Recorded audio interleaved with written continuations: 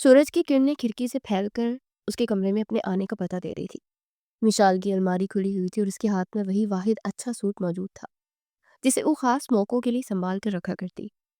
हल्के नीले रंग का सादा मगर सलीके से सिला हुआ फ्रॉक जिसे बेहद अच्छा लगता था। बस यही है। उसने आयता से खुद कलामी की। अब तो इसी में जाना पड़ेगा। वो बुड़बुड़ाते हुए आईने में देख रही थी कि इतने में कमरे का दरवाजा खुला। ये क्या कर रही हो? ये ममानी जान की आवाज थी जिसने मिसाल को चौंका दिया। वो घबरा कर खड़ी हो गई और सूट फौरन से बेड पर रख दिया। कुछ नहीं ममानी जान। उसकी नजरें चुप गई। ममानी ने कमरे पर एक सरसरी से निगाह डाली, फिर घड़ी की तरफ देखा। वक्त देखा है तुमने? छुट्टी का दिन है तो क्या सारा दिन बिस्तर पर पड़ी रहोगी? बाहर नहीं निकलना? काम नहीं करना क्या? उठो यहाँ से और जाकर नाश्ता बनाओ। मिशाल ने अपने लब बींच लिए। जी ममानी, मैं अभी बनाती हूँ। वो मुड़ने ही वाली थी कि ममानी की नजर उसके बेड पर रखे सूट पर पड़ी। और ये क्या सुबह सुबह निकाला हुआ है? कड़ी नजरों से उसे देखा तो मिशाल एक लम्हा खामोश रही, फिर अपने अंदर हिम्मत जमा की। ममानी, वो असल में मेरी दोस्त की मंगनी होने वाली है ना, तो उसे देखे चतुनों से उसे देखा। मैं सोच रही थी कि अगर आप 2000 दे दे तो। विशाल की आवाज धीमी सी हो गई। मैं इसके लिए एक छोटा सा गिफ्ट ले लूंगी। सब जा ही रहे हैं, खाली हाथ जाना अच्छा नहीं लगता। उसने मजीद वजाहत से ममानी को कहा तो एक लम्हे के लिए कमरे में गहरी खामोशी छा गई। फिर ममानी जान हंस पड़ी। उनकी हंसी में गहरा तंज समाया था। ओहो, अब ये दिन भी देखना था। उन्होंने अपने हाथ कमर पर रखकर उसे कड़ी नजरों से देखा। पैसे क्या पेड़ों पर उगते हैं जो जितने तुम मुंह खोल खोल कर मांगोगी मैं तुम्हें दे दूंगी? उनका सवाल सुनकर मिशाल के दिल में जैसे किसी ने सुई चबो दी हो। ममानी, मैंने कभी फजूल खर्ची नहीं की। वो धीरे से बोली और अपने आंसू पीने लगी। बस एक ही दिन है और वो मेरी अच्छी दोस्त है। अगर कुछ ना लेकर गई तो उसे बुरा लगेगा। ममानी का लहजा तेज हो गया था। दुनिया बातें सुनाने के लिए बैठी है, हम तेरे दोस्त के खर्चे क्यों उठाए? निशाल की आंखों में नमी उतर आई। उन्हें मजीद जवाब देना चाहती थी लेकिन फिर रुक गई। शुक्र करो तुम। ममानी बोलती ही चलेगी। खाने पीने का खर्चा, पढ़ाई का खर्चा सब उठाया हुआ है। क्या ये कम है? अब तुम्हारी दोस्तों की मंगनियां भी हम भी भुगताए और इन पर पैसे लुटाए। ममानी कही कि एक लफ्ज निशाल के दिल पर बोझ बनकर उतरा। समझ लो एक बात। उन्होंने अपनी उंगली उठाकर उसे गोया आखिरी वार्निंग दी। ये घर कोई खैराती खाना नहीं है और ना यहाँ पैसे पेट पर रुकते हैं कि इन पैसों से तुम्हारी दोस्तों के शौक पूरे किए जाए। विशाल ने आहिस्ता से सर झुका लिया।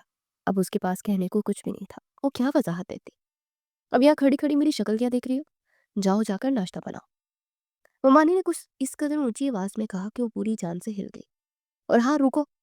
वो रुकी जरूर लेकिन मुड़ी नहीं, क्योंकि आंखों से आंसू बहना शुरू हो गए थे। ये सारी फजूल सोचें और ख्यालात अपने दिमाग से निकाल दो। और इससे पहले ये कहकर वो बाहर निकल गई। विशाल मुड़ी और सूट उठाया, तय करके दोबारा अलमारी में रख दिया। दरवाजा बंद करते उसकी आंखों से आंसू बहने लगे। वो जानती थी वो मंगनी में जाएगी, मुस्कुरा कर मिलेगी, लेकिन खाली हाथ। ये किस कदर भारी बोझ था ये वही जानती थी। कमरे से बाहर निकलते उसके कदम मन मन भारी हो रहे थे और दिल में एक अजीब सी खामोश सी टूट फूट थी। वो जान गई थी कि ये सिर्फ 2000 की बात नहीं, बल्कि उसकी हैसियत, उसकी औकात और उसकी खामोशी की कीमत है। मिसाल 20 बरस की थी। वो अपनी ममानी के साथ नीले घर रहती थी। ये जुमला सुनने में जितना ज्यादा आसान था उसके पीछे उतनी ही लंबी कहानी और आजमाइश छुपी थी। वो यतीम थी, हालांकि मुंह में सोने का चम्मच लेकर पैदा हुई थी, लेकिन सर पर ना बाप का साया बाकी रहा और ना माँ की जिंदगी भर के लिए दुआएं। जिंदगी ने उसे बहुत कम उम्री में ये सिखा दिया था कि सहारा मांगा नहीं जाता। सहारा देने वाला तो सिर्फ अल्लाह है। बाकी लोगों को तो बस बर्दाश्त ही किया जाता है। और ममानी के घर रहकर वो यही सब कुछ कर रही थी। वो महज 7 वर्ष की थी जब उसकी वालदैन एक एक्सीडेंट में इंतकाल कर गए और फिर मामू उसे हमेशा के लिए अपने घर ले आए। मामू का ये घर उसका ठिकाना तो जरूर था, मगर कभी अपना घर ना बन सका। मामू की वफात को भी तो कई साल गुजर चुके थे। वही मामू जिनके दम से कभी वो इस घर के लिए नरमी, तवाज़ुन और इखलाक की और इंसाफ की कोई शक्ल बाकी थी। उनके जाने के बाद तो ममानी खुलकर उसकी मुखालफत में उतर आई थी और घर की जिम्मेदारी भी उस पर डाल दी थी। ममानी जान का मिजाज उनकी वफात के बाद कुछ और ज्यादा सख्त हो गया। वो खुद भी 3 बच्चों की अम्मा थी और एक बेवा औरत, और जिंदगी से मुसलसल लड़ती हुई शख्सियत की वजह से उनके मिजाज में चिड़चिड़ापन था। हालांकि मामू ने तुर्की में बहुत कुछ छोड़ा था, कि वो ज़िंदगी आसानी से गुजार लेती, लेकिन मुश्किल का खौफ और अंदेशा उन्हें फ़िक्र में मुब्तला किया रहता। मानी की 2 बेटियाँ थीं और 1 बेटा था। सबसे बड़ी बेटी फ़ारिया थी। फ़ारिया एक इंतहाई नरम दिल शख्सियत की मालिक थी और समझदार, तहम्मुल मिज़ाज और माँ की तलखियों के बावजूद दिल की नरम थी।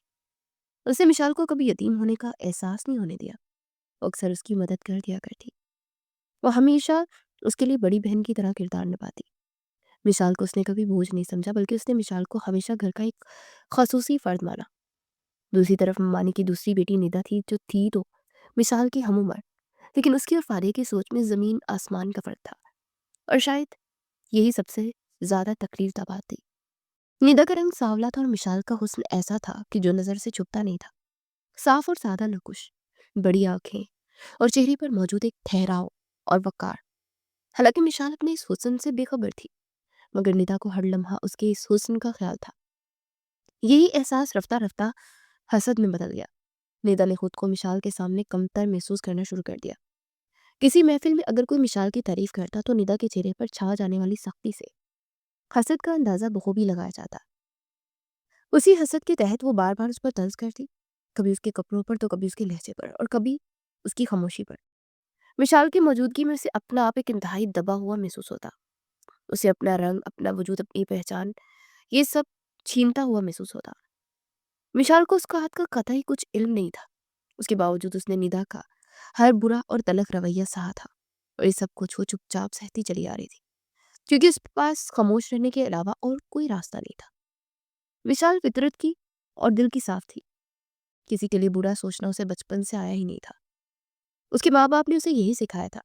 निदा के तलख जुमले उसका दिल छलने जरूर करते थे, लेकिन वो उन्हें अपने दिल में उतारने की बजाय अपनी बर्दाश्त से भुलाने में कामयाब हो जाती।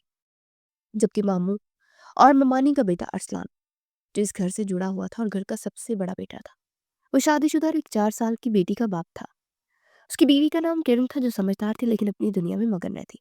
अरसलान का रवैया मिशाल के साथ हमेशा के लिए लिए दिए रहता। उसे नजरअंदाज तो नहीं करता था, मगर खास तवज्जो भी ना देता। उसके लिए उनकी बहनों जैसी थी, जबकि किरण के लिए विशाल बस एक खामोश लड़की थी, जो हमेशा कामों में मगन नजर आती। इसलिए उन दोनों के दरमियान कोई खास ताल्लुक नहीं था। ना कोई हमदर्दी थी, ना कोई हसद। बस उसे घर का एक फर्द ही समझती थी। उनके दरमियान एक सर्द सा ताल्लुक था, जबकि ममानी का रवैया तो विशाल के साथ हमेशा से जताता हुआ था। ये तो मामू जान की मेहरबानी थी कि अपनी जिंदगी में ही उन्होंने उसके खाने पीने और पढ़ाई का खर्चा उठा लिया था, जो इनके जाने के बाद भी ममानी को खास तौर पर देना पड़ता था। इसी की वजह से वो हर वक्त जताती रहती थी। विशाल चुपचाप ये सब कुछ बर्दाश्त करने पर मजबूर थी, क्योंकि वो यतीम थी और इसका कोई सहारा नहीं था। शाम आहिस्ता आहिस्ता घर में उतर रही थी। किचन से बर्तनों की आवाजें आ रही थी और सेन में रखी कुर्सी पर ममानी तस्बीह घुमाते गहरी सोच में गुम थी। विशाल अपने कमरे में थी। कमरा क्या था, एक छोटा सा कोना जो इसे मिला था, और वो सबर शुक्र करके उसमें रह रही थी। अलबत्ता उसकी आंखें सूजी हुई थी और आंसू थमने का नाम नहीं ले रहे थे। वो बिस्तर के किनारे बैठी थी और नजरें फर्श पर जमी हुई थी। सिर्फ 2,000 ही की तो बात थी, तो इन्हें वापस लौटा देती। लेकिन आज ये 2,000 भी उसके लिए ख्वाब से बन गए थे। दरवाजे पर हल्की सी दस्तक सुनाई दी तो मिशाल ने फौरन से अपने आंसू साफ किए। आ जाए। उसने दस्तक देने वाले शख्स को इजाजत दी तो फारिया अंदर दाखिल हुई। विशाल, उसकी आवाज में नरमी थी और उसकी आंखों में आंसू वो देख चुकी थी। जी। उसने विशाल को लम्हे भर को देखा। क्या हुआ है? कुछ भी तो नहीं अभी। विशाल ने फौरन अपना चेहरे पर हंसी जमाई, लेकिन फारिया उसके सूजे हुए चेहरे पर नजर डालकर समझ गई कि कुछ ना कुछ तो ऐसा हुआ है जो उसे तंग कर रहा है। तुम रो रही थी? उससे बस इतना ही पूछा तो मिशाल ने बेख्तियार सर हिलाकर इतराफ कर लिया। फारिया के दिल में बहुत कुछ टूट गया। सुबह वाली गुफ्तगू से याद आई जो वो कमरे से बाहर निकल रही थी। मिशाल और ममानी की गुफ्तगू उसके जहन में घूम गई। उठी और उसका चेहरा थपथपा कर बाहर निकली, मगर मिशाल को मालूम नहीं था कि वो कहाँ जा रही है। फारिया विशाल के कमरे से निकलकर सीधी अरसान के कमरे की तरफ गई। वह दरवाजा खटखटाया। आ जाओ भाई। अरसान की आवाज़ सुनकर उसने फौरन से इजाज़त दी। वो अंदर दाखिल हुई तो चेहरे पर संजीदगी छाई हुई थी। उसने इर्द गिर्द देखा। किरण भाभी भी नहीं थी। फिर उसे याद आया कि वो तो अपनी अम्मी के घर गई हुई है। भाई, एक बात कहूँ? अरसलान ने निगाहें उठाकर उसे देखा। वो हिसाब किताब में मसरूफ था। न सवाल, न हैरत, बस उसने हाँ में सर हिलाया। भाई, मुझे 2,000 रुपये चाहिए। असलान ने सुना तो सर हिलाकर उठा, अलमारी खोली, अपना बटुआ निकाला और 2000 के किरकिराते हुए नोट उसकी तरफ बढ़ाए। ये ले लो। ये कहते ही वो मुस्कुराया तो फारी ने जल्दी से नोट पकड़े और दिल ही दिल में शुक्रिया अदा किया। मैं जानती थी कि अगर स्टान ने सवाल किया तो जवाब देना मुश्किल हो जाएगा। वो तेजी से वापस विशाल के कमरे में आई। दरवाजा अभी भी खुला हुआ था और विशाल बेड पर बैठकर खला को घूरते कुछ सोच रही थी। ये लो। फारिया ने जैसे ही अपने हाथ आगे बढ़ाए, विशाल ने चौंक कर ऊपर की तरफ देखा। फारिया का हाथ उसकी तरफ बढ़ा हुआ था और हथेली में 2000 रुपए भी मौजूद थे। एक लम्हे को विशाल को यकीन ही ना आया। उसने एक नजर उसके हाथों में मौजूद नोट पर डाली, फिर दूसरी नजर से फारिया को देखा। ये क्या है? वो चंद कदम पीछे हटी। अरे ले लो, तुम्हारी दोस्त की मंगनी है ना, तो गिफ्ट ले लेना। फारिया ने मुस्कुराते हुए नरमी से कहा। तो विशाल की आंखें फैल गई, आंखों में फिर से आंसू भर आए। मगर उसने वो इस बार वो आंसू दुख के नहीं थे। नहीं आपी, मैं ये नहीं ले सकती। वो फौरन से पीछे हटी। अगर ममानी को पता चल गया तो? फारिया ने फौरन से उसकी बात काटी। कुछ नहीं होगा, उन्हें कौन बताएगा? कोई भी नहीं है। फारिया ने उसके हाथ से नोट थमाए उसे। मैं हूं ना, अगर पता चल भी गया तो सब संभाल लूंगी। विशाल की उंगलियां कांप रही थी और आंसू फिर से बहने लगे। आपको पता है, उसकी आवाज रोक गई। आज पहली बार मुझे लगा कि मैं भी किसी की अहम हूँ। फारिया ने उसे सीने से लगा लिया। तुम बहुत अहम हो विशाल, बस तुम्हें महसूस नहीं होता। फारिया ने आंख दबाई और उस रात विशाल देर तक जागती रही, मुस्कुराती रही और सोचती रही कि खुदा कैसे कैसे इंसानों की मदद करता है। बस ये इंसानों के वहम गुमान में भी नहीं होता। अगली सुबह उसने कॉलेज से छुट्टी की, जल्दी जल्दी सारे काम निपटाए और शाम के वक्त अपने कमरे से बाहर तैयार होकर निकली तो सहन में हल्की सी खामोशी फैली थी। उसने वही नीले रंग का सादा सा फ्रॉक पहना था। बाल सादा से अंदाज में खुले थे और हल्के से मेकअप में भी वो बहुत ज्यादा प्यारी लग रही थी। सादगी में उसका हुस्न खूब दमक रहा था। इसी तरह निदा भी अपने कमरे से निकली और सीढ़ियों के पास उसे खड़ा देखकर ठटक कर रुक गई। निदा ने अलबत्ता लाल रंग का हैवी ड्रेस पहना था। चमकदार चेहरा, बेइंतहा नफीस काम, हाथों में बड़ी बड़ी चूड़ियां और कानों में भारी बालियां थी। लेकिन इसके बावजूद भी मिशाल को देखते उसके चेहरे का रंग उड़ गया। वो इतनी सादा होकर भी इतनी प्यारी लग रही थी और मैं इतना तैयार होकर भी उसके आगे कुछ भी नहीं। ये ख्याल उसके दिल में जागा तो उसके लफ्जों पर जहर बनकर उतरा। वो जान गई थी कि मिशाल का हुस्न बनावट का मोहताज नहीं। नजरें ऊपर नीचे घुमाए फिर तन से गोया हुई। तो तुम भी जा रही हो? विशाल जो अपने बाल ठीक कर रही थी चौंक कर मुड़ी, उससे देखकर मुस्कुराई। जी बिल्कुल, कुलसूम मेरी भी तो दोस्त है ना। वैसे आप अच्छी लग रही है, उसने हल्की सी हंसी के साथ कहा। वो तो मुझे पता है, मैं हमेशा से अच्छी लगती है, लेकिन तुम्हारा लिबास तो देखो, इतना सिंपल। उसने एक नजर उसकी फ्रॉक पर डाली। ऐसा लगता है किसी दावत में नहीं, बस यूं ही विंडो शॉपिंग के लिए जा रही हो। विशाल के चेहरे पर एक लम्हे के लिए उलझन धर आई, फिर उसने धीरे से अपना सर झुका दिया। मुझे भी यही मुनासिब लगा। निदा ने आईने में एक नजर खुद को देखा।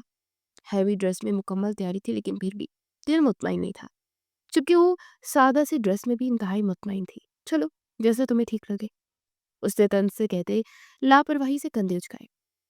मगर उसकी आवाज में अजीब सी हसरत थी। वैसे भी तुम तो हर हाल में अच्छी लगती हो। ये जुमला जहर से भरपूर था। विशाल ने कुछ नहीं कहा। वो जानती थी कि जवाब देने से कुछ नहीं बचेगा। उसी वक्त गेट के बाहर गाड़ी का हॉर्न बजा। अरसलान भाई आ गए। फाई ने मिशाल से कहा तो वो गहरे ख्वाब से जागी। अरसलान गाड़ी में बैठा उन दोनों का इंतजार कर रहा था। विशाल पिछली सीट पर बैठ गई, जबकि निदा अरसलान के साथ आगे सीट पर बैठ गई। गाड़ी चल पड़ी। विशाल के चेहरे पर सादा सी मुस्कुराहट बिखर गई, जबकि निदा के अंदर एक अजीब सी बेचैनी थी कि वो मंगनी के फंक्शन में पहुंच गई। हॉल रोशनियों से सजा था। निदा ने अपने आप को संभाला, चेहरे पर मुस्कुराहट सजाई। वो दोनों अंदर दाखिल हुई। हर एक के दिल की हसद की गिरा थी तो दूसरे के दिल में सादगी और मोहब्बत थी। यही फर्क था उन दोनों में, सबसे नुमाया था।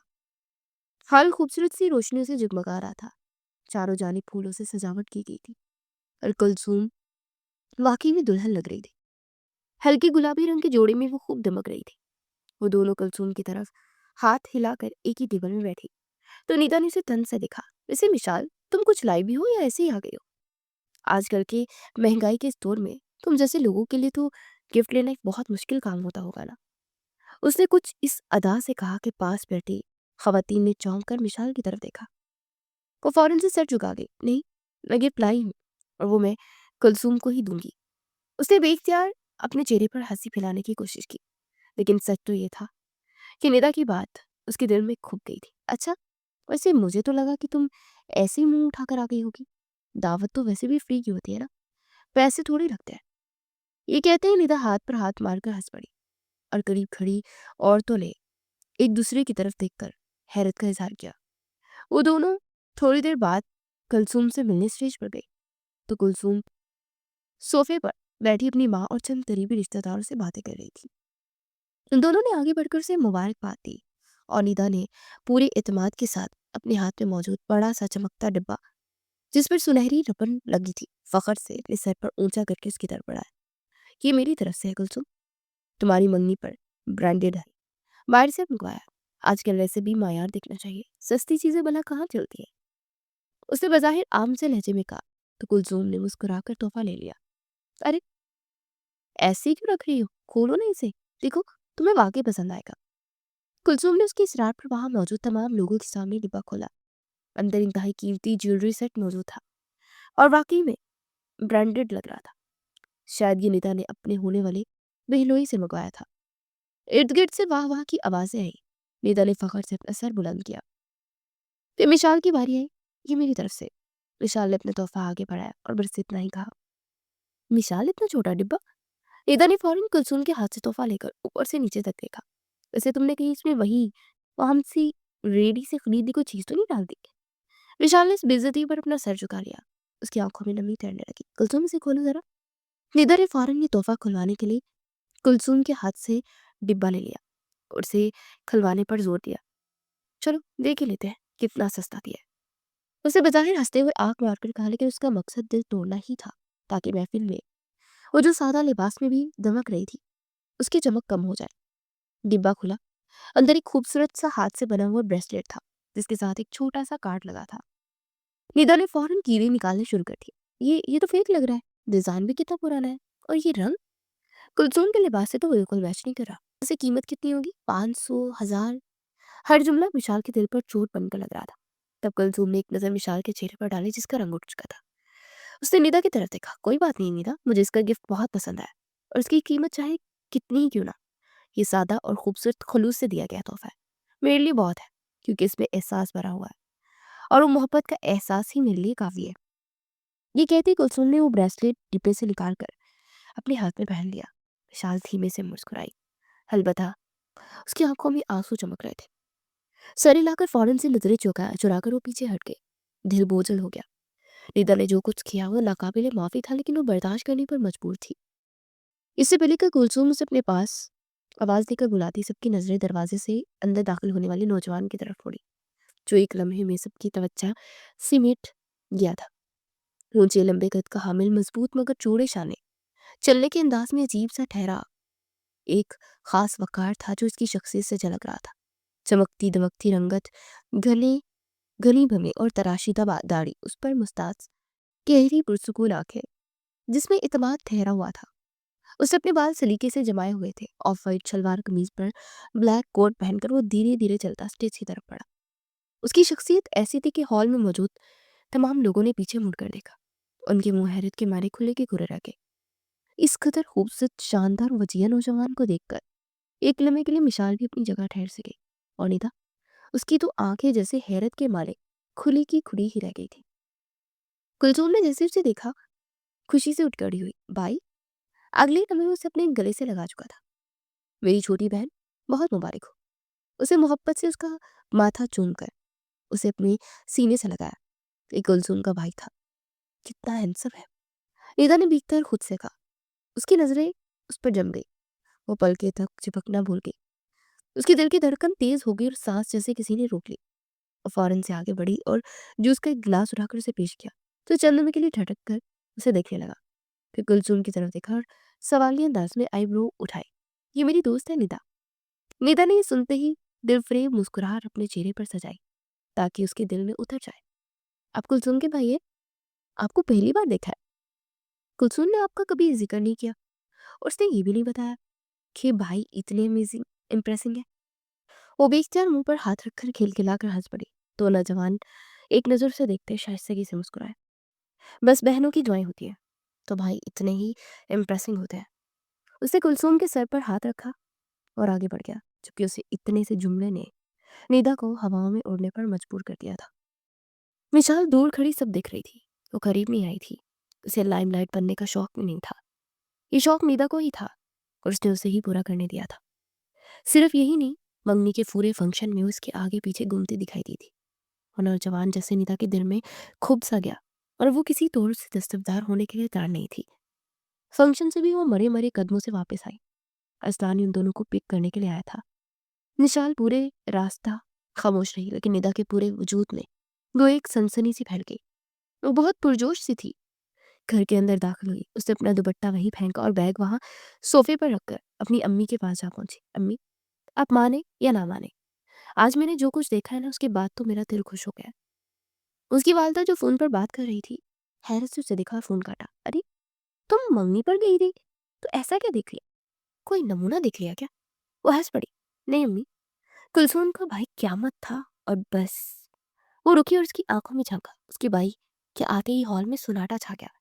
ऐसी शानदार पर्सनैलिटी कि मैंने जिंदगी में नहीं देखी। ऐसा खूबसूरत रूपदार कि बंदा दिखता ही रह जाए। उसकी माँ ने हल्की सी चिपट उसके सर पर लगाई। निदा, इंसान बन जाओ। लेकिन वो खुद से संजीदा हुई। अम्मी, मैं ठीक कह रही हूँ, मैंने मजाक नहीं कर रही। उसका अंदाज बिल्कुल अलग था। ना बनावटी बातें, ना फ्लर्ट अंदाज, सबसे शाइस्तगी से मिला और समझो मेरा तो दिल ही ले गया। उसने अपनी माँ के सामने खुले अंदाज में कहा तो उसे घूरने लगी। क्या है अम्मी, अगर वो मुझे मिल जाए ना तो मेरी किस्मत का सितारा खुल जाए।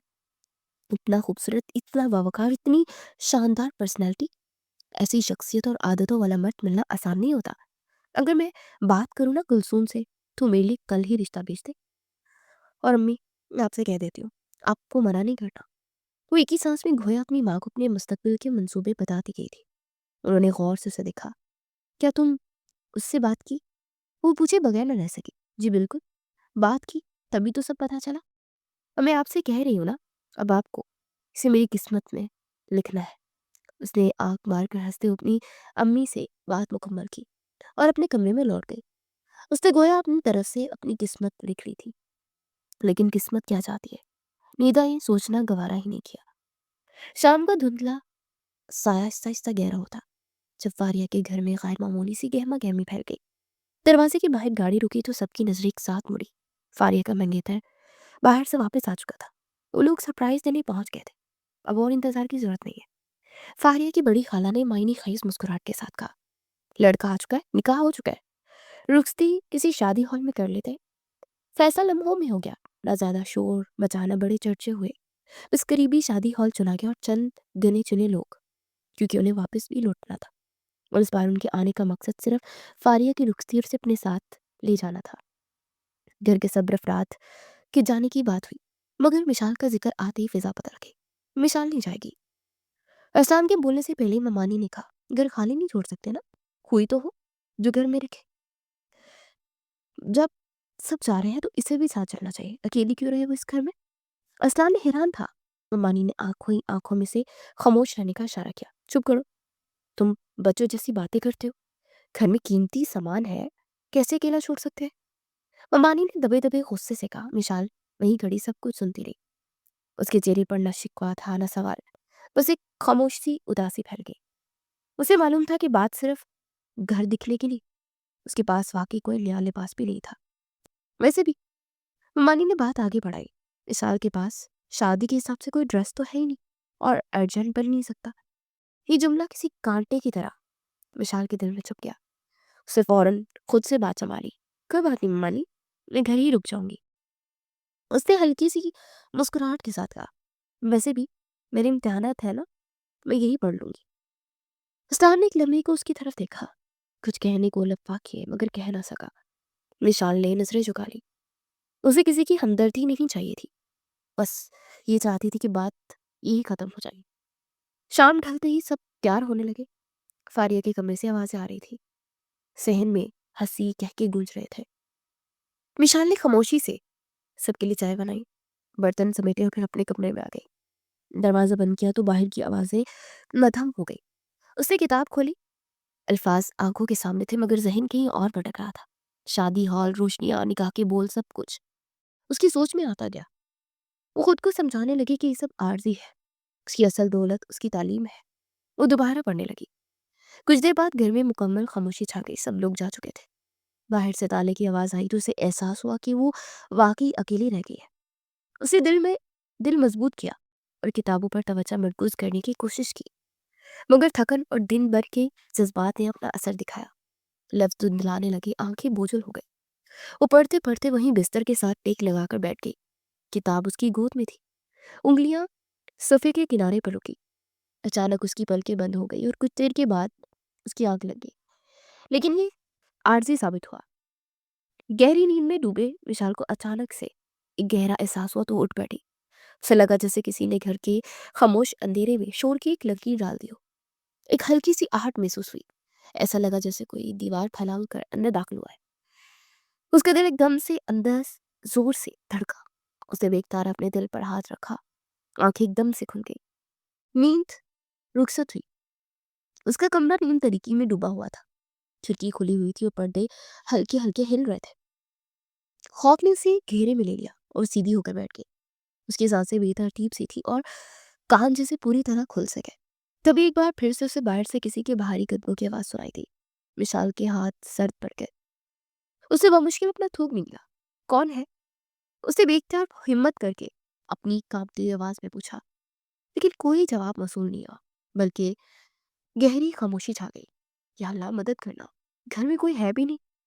और ये आजमाइश। उसके होंठों से बेख्तियार दुआ निकली और उसने अपने ऊपर से लिहाफ हटाकर एक तरफ रखा और आहिस्ता आहिस्ता डरते कदमों के साथ दरवाजे की तरफ आई।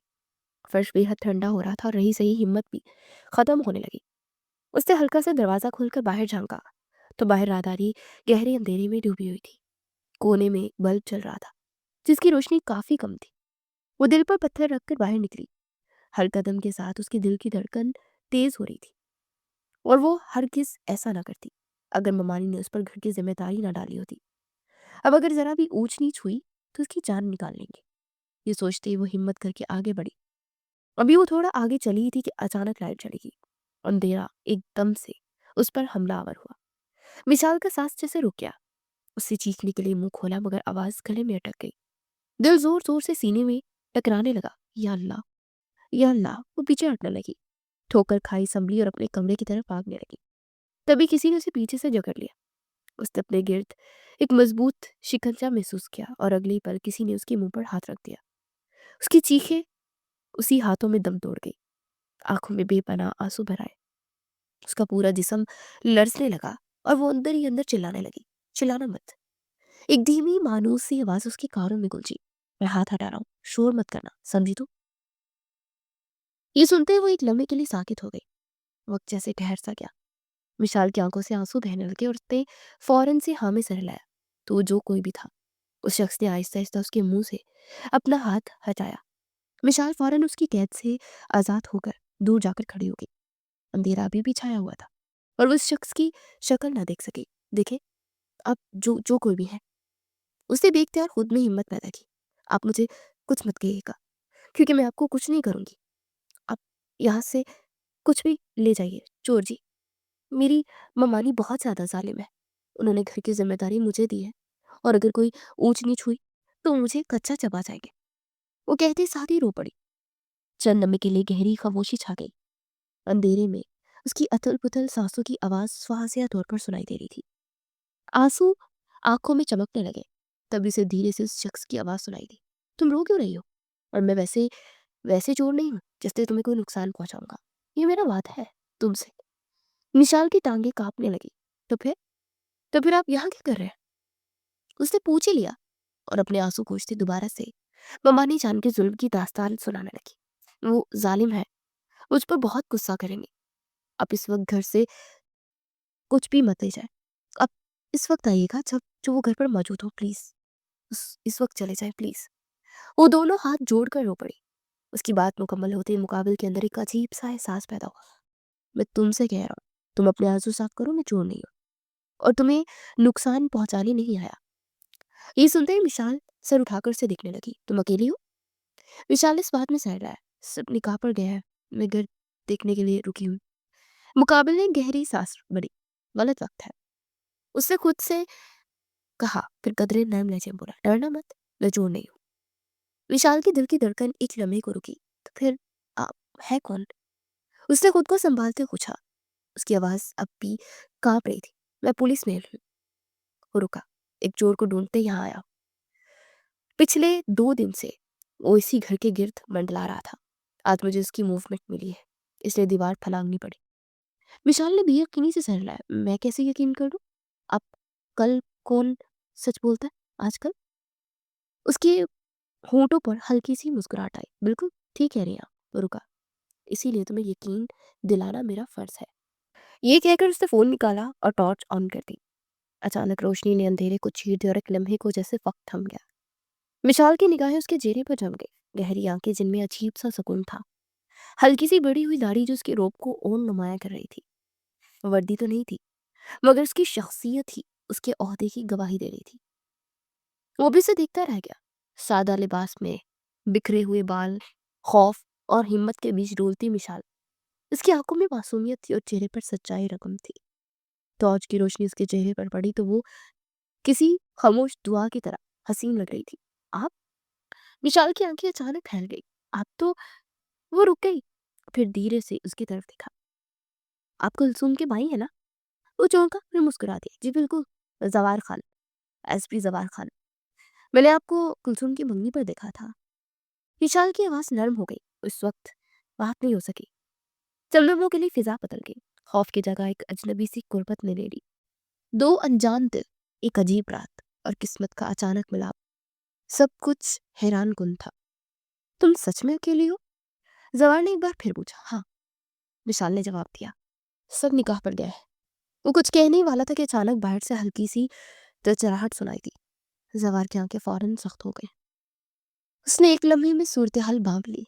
विशाल कुछ बोलने ही वाली थी कि उसने फौरन आगे बढ़कर उसके नरम लबों पर उंगली रख दी। खामोश। उसकी आवाज सरगोशी नुमा थी। वो उसे चुप रहने का हुक्म दे रहा था। विशाल का दिल जोर से धड़का। उसकी उंगली का लम्स जैसे उसके पूरे वजूद में सनसनाहट सा दौड़ा गया। वो साकित हो गई। जवार ने दूसरे हाथ से पिस्टल निकाला और उसे आंखों से इशारा किया कि उसके पीछे रहे, और आहिस्ता आहिस्ता वो बाहर की तरफ बढ़ा। अगले लम्हे एक साया हरकत में आया। चोर ने पीछे से वार करने की कोशिश की, मगर जवार बिजली किसी तरह चिपका। एक जोरदार मुक्का मारा और फिर घुटने की जरब लगाई। चोर जमीन पर गिरा तो जवार ने उसे संभलने का मौका न दिया। चंद ही सेकंड में उसके हाथ पीछे मड़ोड़ कर हथकड़ी पहना दी। Game over. जवार की आवाज में सख्ती थी। विशाल ये मंजर देख कर चीखी, या अल्लाह। जवार फौरन उसकी तरफ रखा, एक हाथ उसके मुंह पर रख दिया। खामोश, सब ठीक है। वह पकड़ा गया है। मगर मिशाल पैनिक में थी। उसने खुद को उसके हाथ से छुड़ाकर पीछे की तरफ भागी। कदम लड़खड़ाए और अगले ही लम्हे वो दोनों एक दूसरे पर आन गिरे। सांसों की तकरार और दिल की धड़कनों का तसादुम। विशाल उसके सीने पर थी। जवार के हाथ उसकी कमर के गिर्द थे जो उसने संभालने के लिए फैलाए थे। मगर लम्स में ऐसी शिद्दत थी कि दोनों चंद लम्हे के लिए साकित रह गए। आंखें मिली तो जैसे पूरी दुनिया खामोश हो गई। सॉरी, विशाल ने बड़बुड़ाकर हड़बड़ा कर कहा। जवार की आवाज धीमी थी। तुम ठीक हो? उसने इस बात में ही सर हिलाया। दोनों ने एक साथ खुद को एक दूसरे से अलग करना चाहा। वो लम्हा दिलों पर नक्श हो चुका था। इससे पहले कि वो दोनों इस लम्हाती कैफियत से निकलते, एक साथ कई कदमों की आवाज अंदर फैल गई। लाइट जल उठी। अंधेरे का हिसार टूटा तो मंजर सबके सामने था। विशाल कांपती हुई जवार खान की गोद में थी और सहन के कोने में एक आदमी बेहोश पड़ा था। या अल्लाह खैर। ममानी की आवाज सबसे ऊंची थी। अगले ही लम्हे उनकी नजरें विशाल पर जम गई और लहजा बदल गया। ये क्या तमाशा है? वो चीखी। अकेली थी तो फायदा उठाया जा रहा है। दो दो यार बुला रखे हैं। ममानी का कड़वा लहजा सुनकर विशाल तड़प उठी। उसके कदमों तले से जमीन निकल गई। ममानी, मैं। उसके होंठ कांपे मगर अल्फाज साथ न दिसके। चुप। ममानी ने उंगली उठाई। हमारी इज्जत का जनाजा निकाल दिया। यहाँ अपने यारों के साथ रंगरलियां बना रही हो? हाँ। किसी ने कुछ कहने की हिम्मत ना की। हर नजरें विशाल को कटहरे में खड़ा कर चुकी थी। तब जवार खान ने एक कदम आगे बढ़ाया। उसकी आंखों में अब वो नरमी नहीं थी जो मिसाल के लिए थी। बस उसकी आवाज गूंजी तो पूरा कमरा साकित हो गया। अगर आप लोगों को वाकई लगता है कि ये लड़की गलत है, उसने ममानी की आंखों में आंखें डाली, तो फिर इसे मुझे निकाह में दे दे अभी। उसी वक्त कमरे में और घर में गहरा सन्नाटा छा गया। क्या? ममानी के मुंह से बेख्तियार निकला। जवार खान ने एक लम्हे को मिसाल की तरफ देखा। उसकी आंखों में खौफ था। मैं इस लड़के की इज्जत की जमानत लेता हूँ। वो जानबूझकर अपना तारुफ नहीं करा रहा था।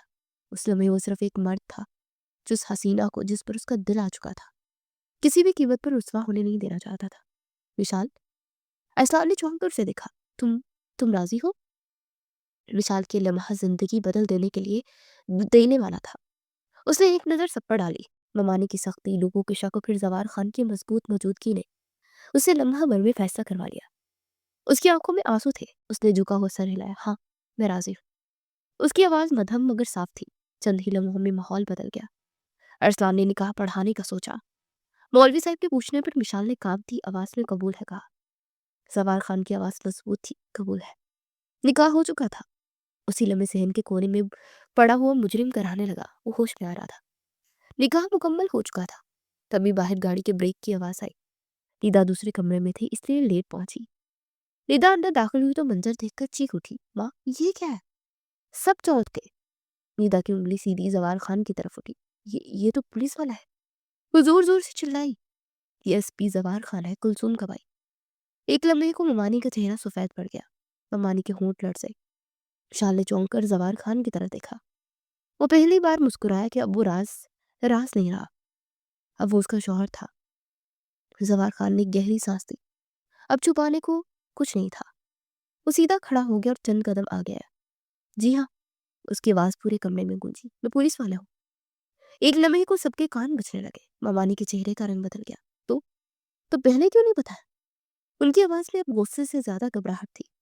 जवार खान ने चेहरे पर मुस्कुराहट सजाई। क्योंकि मुझे इस लड़की से निकाह करना था। उसने साफ लफ्जों में बम फोड़ा। और मैं नहीं चाहता था कि इसकी नीयत, इसके किरदार या इसकी मजबूरी पर कोई सवाल उठे। विशाल ने चौंक कर उसकी तरफ देखा। उसकी आंखों में आंसू थे, मगर इस बार वो कमजोरी के नहीं थे। वो तहफ्फुज के आंसू थे जो उसे जवार ने फराहम किया था। जवार खान ने फौरन मोबाइल निकाला। एक नंबर डायल किया। कंट्रोल। उसकी आवाज़ प्रोफेशनल हो गई। एक मुजरिम गिरफ्तार हुआ है। लोकेशन भेज रहा हूँ। नफरी फौरन पहुंचे। उसे फोन बंद किया तो अरसान की तरफ पड़ा। अपनी जेब से एक कार्ड निकाला और उसके हाथ में थमा दिया। किसी भी वक्त, किसी भी जरूरत में मुझे याद कर लेना, ये मेरा नंबर है। अरसान ने कार्ड देखा तो नाम, ओहदा, सब कुछ साफ लिखा था। जवार खान फिर ममानी की तरफ मुड़ा। लहजा नरम था। अब ये मेरी अमानत है। उसने मिशाल की तरफ इशारा किया। इसे संभाल कर रखिएगा, कोई तकलीफ ना पहुंचे इसे। मैं बहुत जल्द इज्जत के साथ रुखसत करके ले जाऊंगा। ममानी के पास कोई जवाब नहीं था। जवार खान ने एक कदम आगे बढ़ाकर मिशाल की तरफ देखा। उसकी आवाज़ अब बिल्कुल धीमी हो गई। घबराना मत, जल्दी आऊंगा। उसे मिशाल का चेहरा थपथपाया। मिशाल ने इस बात में सर लाए, मगर आंसू उसके गालों पर लुढ़क गए। वो कुछ कहना चाहती थी मगर अल्फाज साफ ना दे सके। इसी लम्हे बाहर पुलिस वैन की आवाज़ आई। बाहरी नफरी अंदर आई तो बेहोश मुजरिम को उठाया, हथकड़ियाँ पहनाई और लेके। घर एक बार फिर खामोश हो गया। घर एक बार फिर खामोश हो गया। जवार ने आखिरी नजर मिशाल पर डाली, मुस्कुराया और हाथ हिलाए, फिर दरवाजे की तरफ बढ़ गया। दरवाजा बंद हुआ तो तूफान टूट पड़ा। हाय हाय, मानी ने तो ववीला मचा दिया। मैं तो पहले ही कहती थी कि पहले से चक्कर था। जानबूझकर घर बुलाकर साजिश की है। तभी इतनी आसानी से शादी में चलने से इनकार कर दिया। विशाल साकित खड़ी थी। उसने अकेली होने का फायदा उठाया। मानी चीखती जा रही थी। हमें बेवकूफ समझा था। पुलिस वाला था तो ड्रामा रचाया और निकाह ही कर दिया। वो आगे बढ़ी और उसे कंधे से पकड़कर झंझोड़ा। मम्मानी, मैंने विशाल ने लड़ती आवाज में कुछ कहना चाहा। चुप। मम्मानी ने उसे जोर से धक्का दिया। अब बोलने की कोई जरूरत नहीं है। चुप करो। हमारी इज्जत खाक में मिला दी, हमारी नाक कटवा दी। विशाल दीवार से टकरा गई। दिल जैसे सीने में सिमट गया। हमारी इज्जत का सौदा कर दिया। रीदा ने उसे धक्का दिया। क्या मुंह दिखाएंगे लोगों को? विशाल के आंसू बहने लगे। वो बार बार खुद को संभालने की कोशिश करती, मगर ममानी के अल्फाज जख्म बनकर उस पर बरस रहे थे। विशाल ने दोनों हाथों से अपने बाजू थाम लिए, जैसे खुद को टूटने से बचा रही हो। उसके कानों में अब भी जवार खान की आवाज गूंज रही थी। घबराना मत, मैं जल्दी आऊंगा। उसे एक जुमले को थाम कर खड़ी रही, जिस पर उसकी पूरी जिंदगी की बुनियाद थी। बस कर दे अम्मी। अरसलान की आवाज कमरे में गूंजी तो सब चौंक गए। ये वही अरसलान था जो हमेशा खामोश रहता था, बात टाल जाता था, मगर आज उसकी आंखों में अजीब सी सख्ती थी। वो सीधा ममानी के सामने आ खड़ा हुआ। अब खबरदार, जो आपने विशाल को एक लफ्ज़ भी कहा तो। उसकी आवाज़ भारी हो गई। इस निकाह आपकी मर्ज़ी से हुआ था, तो अब ववेला करने का क्या फ़ायदा? ममानी साकित रह गई। अरसान ने गहरी सांस भरकर बात आगे बढ़ाई।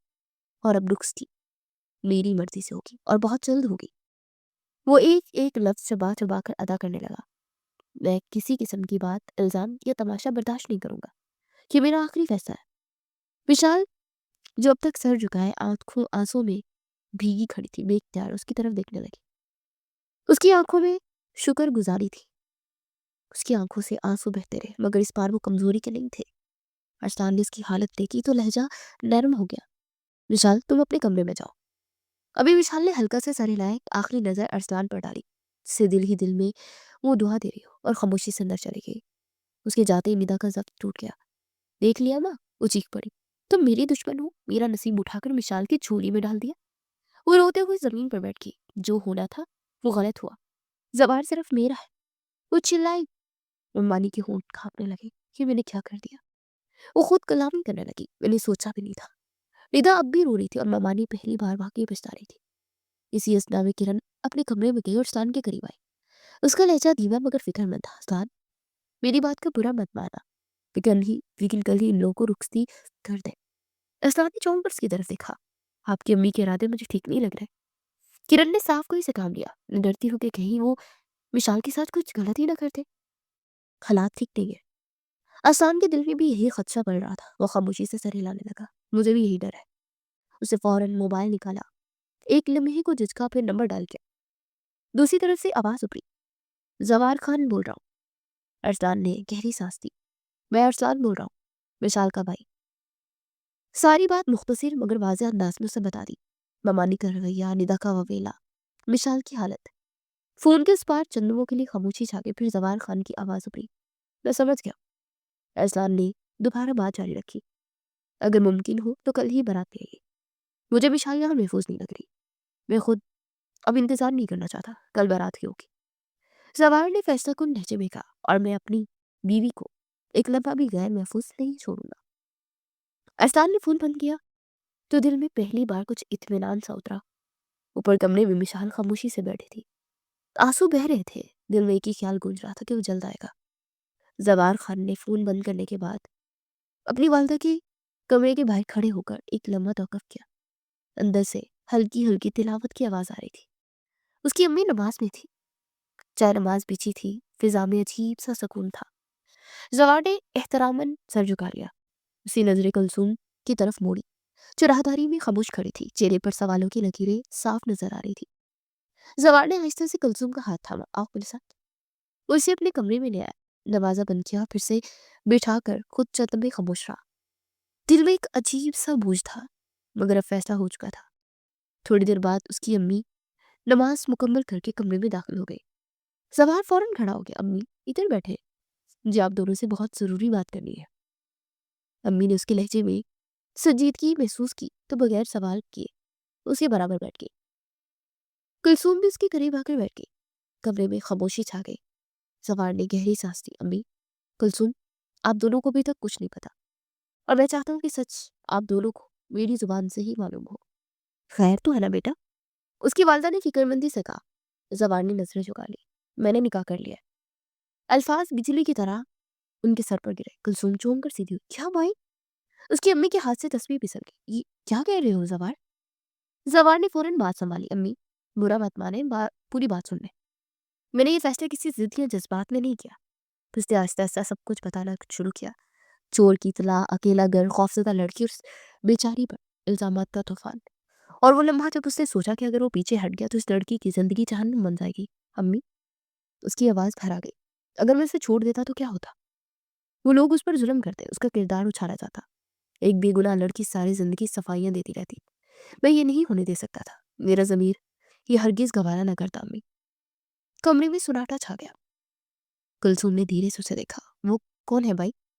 जवाहर ने सर उठाया। उसका नाम मिशाल है। वो अपनी ममानी के साथ रहती है। बहुत खामोश, बहुत सादा लड़की है। कुलसूम के चेहरे का रंग बदल गया। मिशाल? आप मिशाल सादिक की बात कर रहे हैं? वो चौंक सी गई। वो मेरी दोस्त मिशाल। जवाहर ने हैरत से उसे देखा। तुम जानती हो उसे? कुलसूम की आंखों में आंसू आ गए। भाई, अगर ये वही मिसाल है तो मैं उसके किरदार की गवाही देती हूँ। वो बहुत बाइखलाक लड़की है, कभी किसी से ऊंची आवाज में बात तक नहीं की।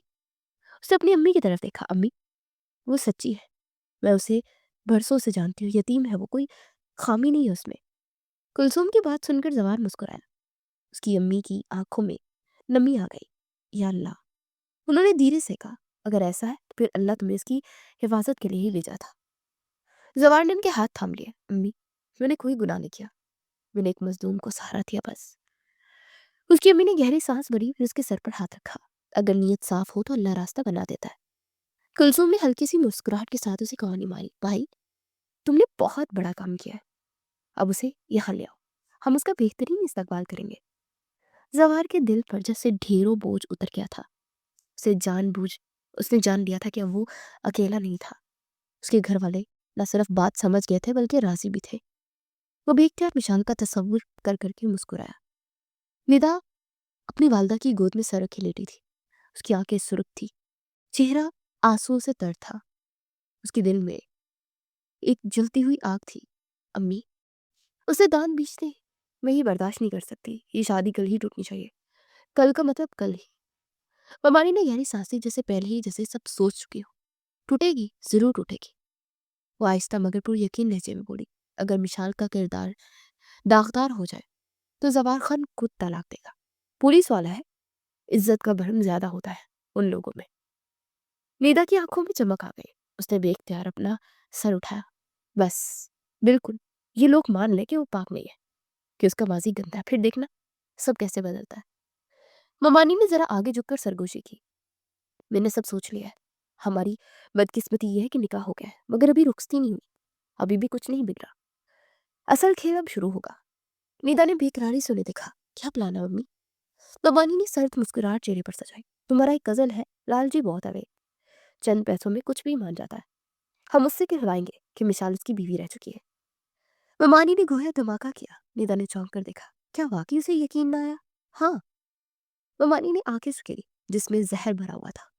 वो गवाही देगा कि मिसाल उसके साथ रही, बगैर निकाह के या खुफिया निकाह में। बस बात फैलनी चाहिए, सबूत हम खुद बना लेंगे।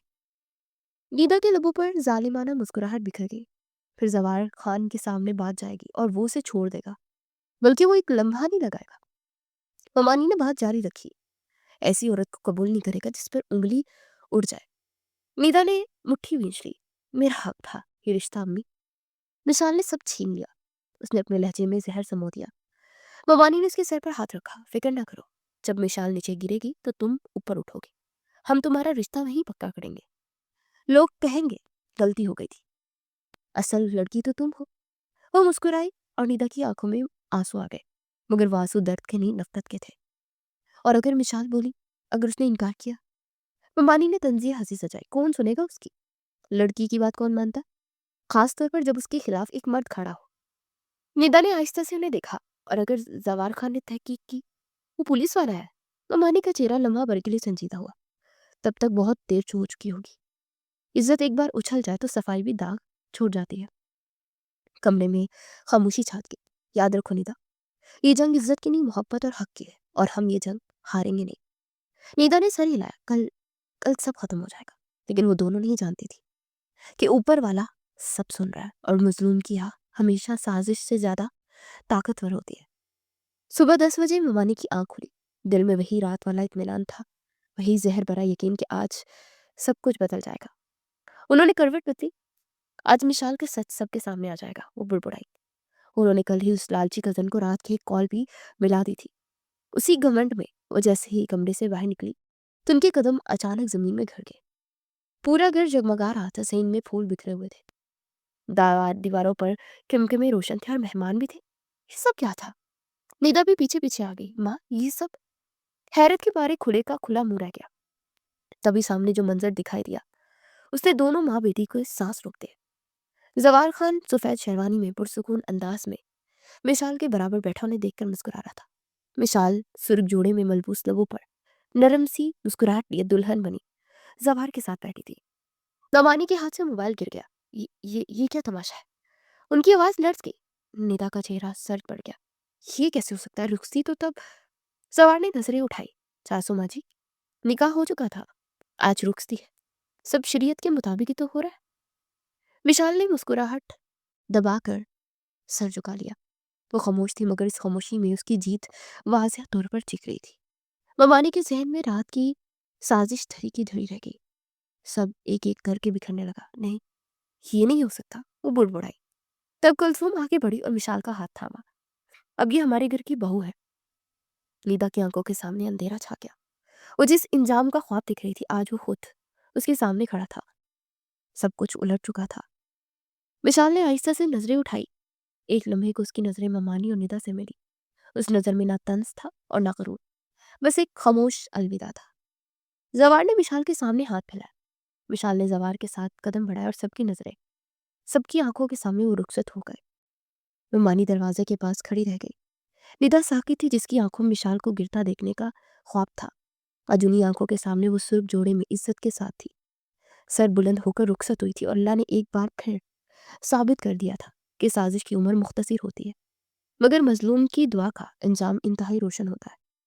विशाल अपने कमरे में बेड के किनारे बैठी थी। आंचल में मुंह छुपाए अपनी सिसकियां दबा रही थी। दवार अंदर आया तो चन्न में खामोशी से उसे देखता रहा। ये आंसू खुशी के थे, थकन के थे, सब्र के टूटने के थे। वो आहिस्ता से उसके करीब आया, जमीन पर उसके सामने घुटनों के बल बैठ गया। विशाल, आवाज में बेहद नरमी थी, जैसे किसी जख्मी दिल पर मरहम रख रहा हो, और तेज रो दी। जवार ने हिचकिचाते हुए हाथ बढ़ाया, उसके दुपट्टे को जरा सा हटाया। उसकी आंखें सुर्ख थी, पलकें भीगी हुई। उसका दिल एक लम्हे को जोर से धड़का। बस अब सब खत्म हो गया। वो आहिस्ता से बोला, अब कोई तुम्हें रुलाने वाला नहीं। वो जवाब ना दे सकी। जवार ने उसे आहिस्ता से अपनी बाहों में ले लिया। उसे कोई जल्दी नहीं थी, कोई बेकाबूपन नहीं था, बस एक महफूज सा हिसार था। विशाल का हाथ उसके सीने से लग गया। वो इस तरह रो रही थी जैसे बरसों का बोझ एक लम्हे में निकल जा रहा हो। जवार ने उसके बालों में अपनी उंगलियां फेरी और धीरे धीरे होले होले उसे पिचकारने लगा। मैं हूं ना, बस रोते नहीं है। वो इसके सर पर लब रखकर उसे तसल्ली देने लगा। आज के बाद तुम अकेली नहीं हो। विशाल की सिसकियां धीरे धीरे कम होने लगी थी। जवार ने उसके गाल पर बहते आंसू अपने अंगूठे से समेटे, जैसे कोई कीमती चीज हो। ये आंसू मेरे नाम कर दो। उसने मध्यम मुस्कुराहट के साथ ही उसके सर से सर टिका दिया। और वादा करो, अब मुस्कुराओगी। विशाल ने मुस्कुराते हुए हल्का सा सर हिलाया। उसके कांपते होठों पर एक मध्यम सी मुस्कुराहट सिमट आई, जो जवार के दिल तक उतर गई। उसकी थोड़ी थाम कर उसकी आंखों में झांकने लगा। आज तुम सिर्फ दुल्हन नहीं हो, तुम मेरी दुआ का जवाब हो। विशाल ने नजरें झुका ली। दिल जोर से धड़कने लगा, मगर उस धड़कन में अब खौफ नहीं था, सिर्फ अपनाहट थी। और एक नया यकीन कि जिंदगी उसके लिए भी खूबसूरत हो सकती है।